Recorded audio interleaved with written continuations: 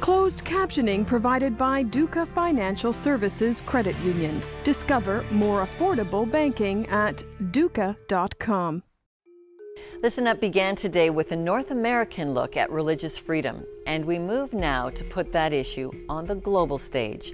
Our friends at Open Doors collect the stories of Christians who lack the basic human rights of safety and security, simply because they are followers of Jesus.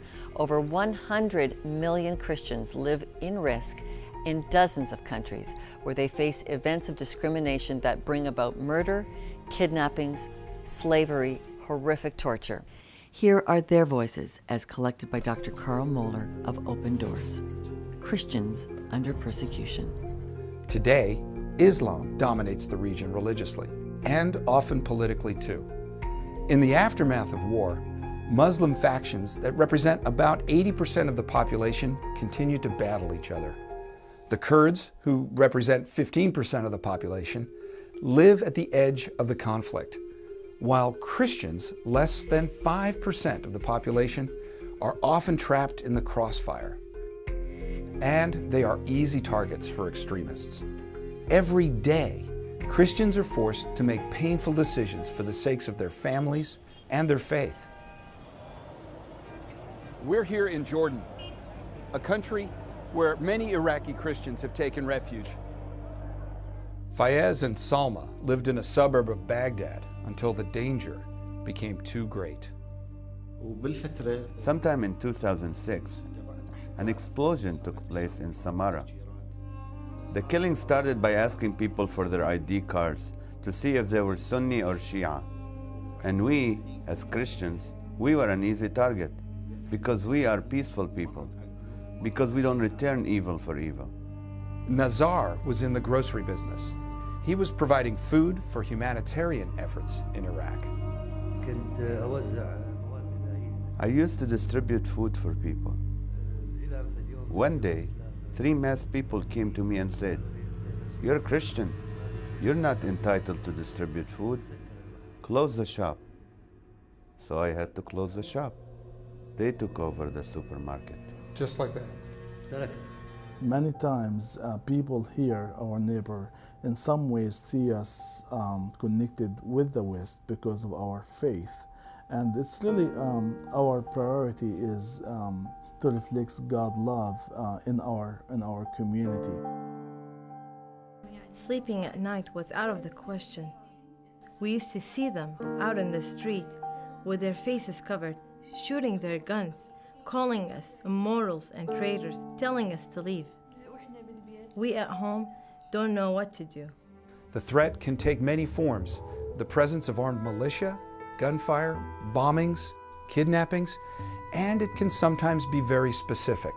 Public notices for Christians in newspapers or posted in the marketplace. This paper say, you Christian people, you have both 4 or 5 things.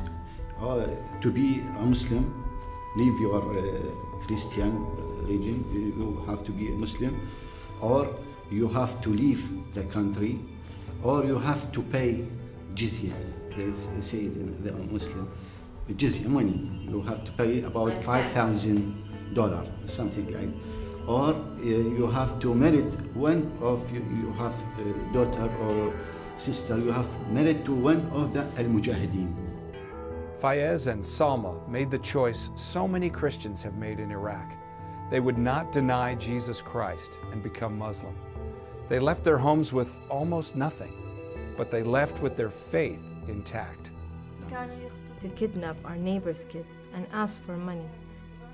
They take the money and then kill the child, and then leave the body in a trash bag in front of their door. For many of these believers, at this moment in their struggle, there are no quick fixes, certainly no easy answers.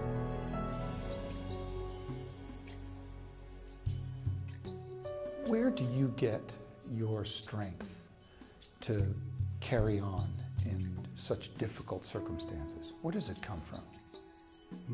The church is our strength. We're not tribal people. We don't have large families that support us.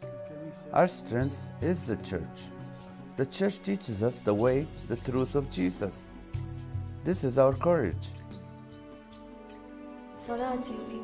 My prayer and my faith is that one day Jesus will rescue us, even if there is a delay.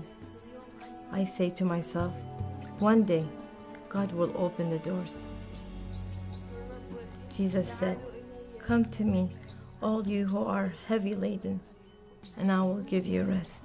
فإحنا دعوتنا قدام. Our prayer is in front of God, so we have to be patient.